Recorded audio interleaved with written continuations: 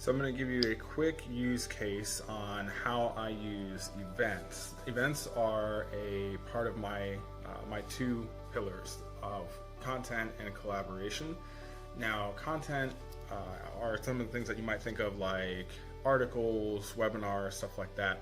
But when I say content, I also mean things like lunches, mixers, dinners, or more educational style events like panels or conferences, stuff like that. Maybe you've seen my Dallas Business Symposium. Those are fantastic revenue drivers. They're great brand builders as well for those that are looking to build their brand and establish it more as a thought leader in their space, and where you're less focused maybe on activations or making transactions out of it immediately. Events are really, really great for building the brand and getting share of mind or being top of mind. And so when your client thinks of potential means of solving their problems, your company comes to mind, your brand comes to mind.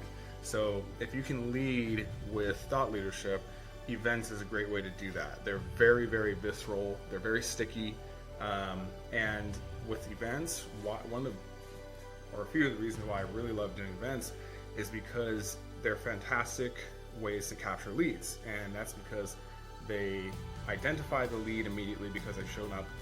The lead is probably middle funnel or bottom funnel, so they're pretty close to maybe making a transaction because they have invested time, they may have invested money, and they have to, or they've put in, travel, actually having to be there in person.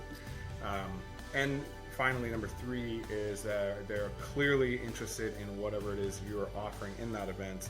Otherwise, they won't show up in the first place. So that's why I love doing events, and that's one of the main drivers of content that I like to use with my clients. So thank you for listening.